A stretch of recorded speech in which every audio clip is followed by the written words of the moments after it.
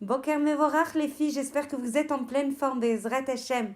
J'espère que vous avez beaucoup de simcha à l'approche de cette nouvelle journée qui se profile. Merci Hashem pour cette journée, pour ce Otsar, pour ce trésor qu'est la vie. Merci de me permettre de remplir chacun de mes instants avec un kesher le plus fort possible avec toi.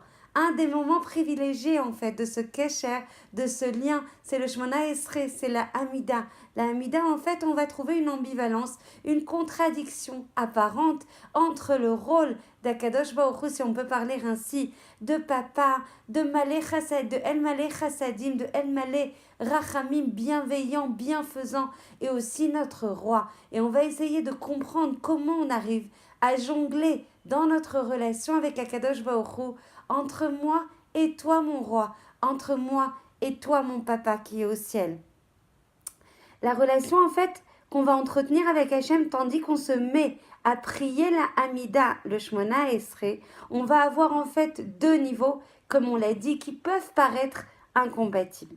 D'un côté, on doit reconnaître qu'Akadosh Baruch Hu, c'est lui le maître de tout, celui qui a donné l'existence, le kiyum du monde, la réalisation du monde avec de simples paroles. C'est lui qui a donné le kiyum, l'existence à l'ensemble de l'univers.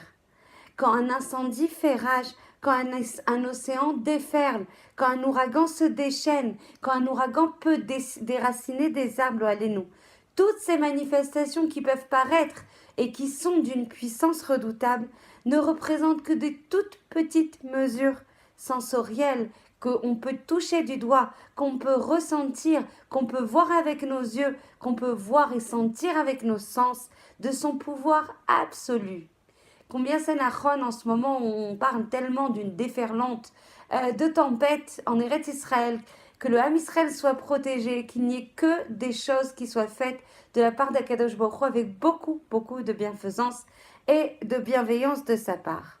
Une fois qu'on a dit ça, une fois qu'on a dit c'est Hachem qui crée tout, c'est Hachem en fait qui contrôle et qui est propriétaire de toutes les forces, alors à l'autre bout, même à l'autre bout, à l'extrême bout de cette dynamique, on va montrer, où on montre en fait qu'Hachem est impressionnant, on montre qu'Hachem est imposant.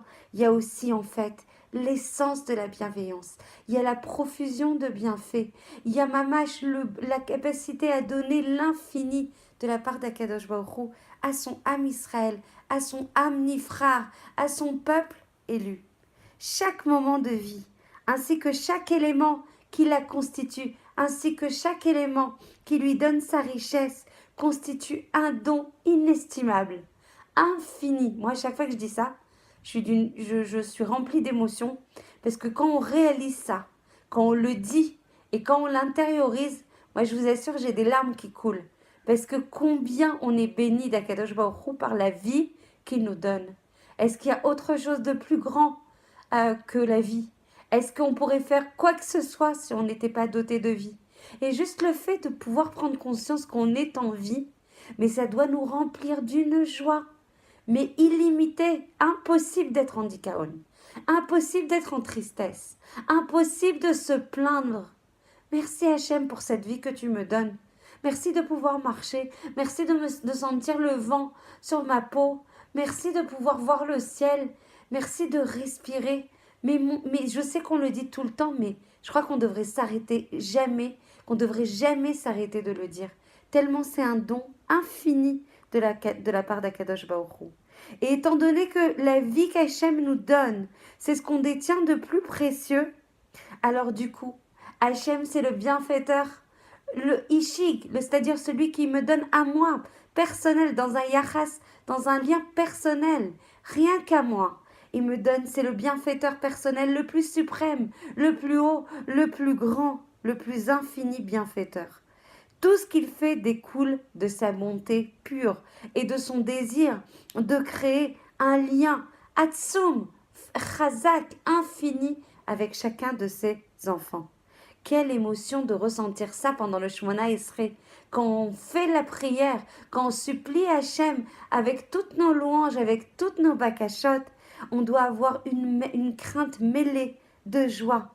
Qu'est-ce qu'il y a de mieux pour favoriser en fait une relation complète, mouchlemet, au moment où on prie, que ce mélange de crainte par rapport à la grandeur, par rapport à l'infinie grandeur d'Akadosh Baruch Hu, et la joie ultime d'être sa fille, la joie ultime d'être la fille du roi des rois, de celui qui a tout créé, de celui qui m'aime plus que moi je m'aime, que celui qui s'inquiète pour moi, que celui qui s'intéresse à moi, que celui qui est à côté de moi, à chaque instant. Juste il faut le voir, juste il faut le sentir. Moi c'est un cours qui me touche. Je vais y arriver, hein, j'irai au bout, Bezrat Hashem. Alors du coup, est-ce qu'on doit développer d'abord ce pouvoir de respect et de crainte par rapport à celui qui détient le pouvoir absolu sur toute chose? Ou bien on doit ressentir de la joie? Comment on mélange? Comment on donne la bonne mida à ces sentiments qui paraissent très antinomiques? Comment on entretient une relation pendant le Shemona Esrei, mais de manière plus générale, avec celui qui emploie tout son pouvoir, non seulement pour diriger le monde, pour diriger l'ensemble des créations, de la création et des éléments qui constituent la création. Et en même temps, je dois ressentir ce lien personnel, ce lien rempli d'amour, ce lien rempli en fait de daga, d'inquiétude pour moi. Quand on regarde les paroles de Adon Olam, alors le Rav Shimshon Raphaël Hirsch, il va soutenir que ces deux émotions qui vont paraître contradictoires en apparence vont coexister en fait parfaitement. Quand on regarde la prière d'Adon Olam Asher Malach, on fait bien sûr référence à la domination, au pouvoir absolu qu'Hachem a sur la création, à son éternité, ou Aya, ou Ove, Veoïye, et bien sûr à la nature inqualifiable. On ne peut pas le définir à Kadosh Baruch Hu. Il a une nature insondable, il a une nature qu'on ne peut pas décrire avec des mots. Mais les versets suivants de Adon Olam vont proclamer ensuite Veo Keli, il est mon Dieu.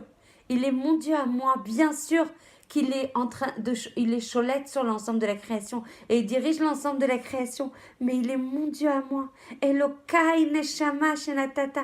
Elokai, c'est mon Dieu. Combien de hitrakshut, combien d'émotions, combien de vibrations on doit ressentir quand on dit Elokai neshama. Elokai, mon Dieu à moi, à personne d'autre, juste à moi. Il y a pas plus grande joie que ça, il n'y a pas. Donc si on démarre la journée avec toutes ces prières, en y mettant toutes les kavanotes, toutes les intentions, toutes les émotions, toute la conscience, mais la journée, elle prend une autre lecture. La journée, elle va prendre un autre contenu. La journée, elle va être remplie de joie et de vibrations et de remerciements. À chaque instant, on va remercier Akadosh Baruch Hu d'être mon Dieu, moi, petite que je suis, investie de force en même temps, tellement fort parce que je te porte, Akadosh Baruch Hu. Ma journée, elle va prendre un rythme, elle va prendre un sens, elle va prendre un moteur, elle va prendre un cheshek. On va pas envie de perdre un instant, on va pas avoir envie de perdre. On va remplir et apporter comme Hachem apporte au monde. Imaginez un instant la différence qu'il y a entre dire un enfant et mon enfant. Quand tu dis un père et quand tu dis mon père. Lorsqu'un papa dit mon fils, alors ces mots vont évoquer toute la relation ishite, personnelle qu'ils ont ensemble. L'enfant qu'il a tenu dans les bras, l'enfant à qui il a enseigné, l'enfant qui l'emmène au parc, l'enfant qui fait entrer à la yeshiva, l'enfant qui va amener à la chopa. Le simple mot mon enfant, mais on va en dire très long. Pouvoir dire qu'Hachem est mon Dieu va impliquer une affirmation d'un attachement qui n'a aucune commune mesure. Oui, il a créé l'univers et il le dirige. Mais moi et toi, Hachem, on est très proches. Moi et toi, on est en fusion. Moi et toi, on s'aime d'un amour nitzri, infini.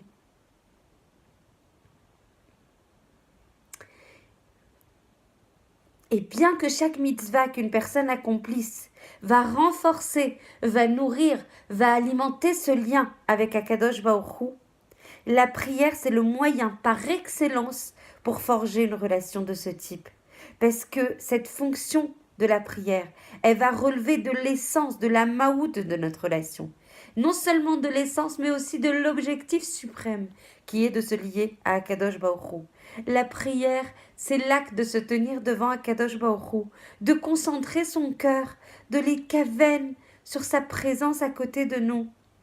Et comme le Rav Levinstein va expliquer, il ne devrait pas y avoir d'autres réalités au moment de la prière, à l'exception de Hachem, devant qui on se tient.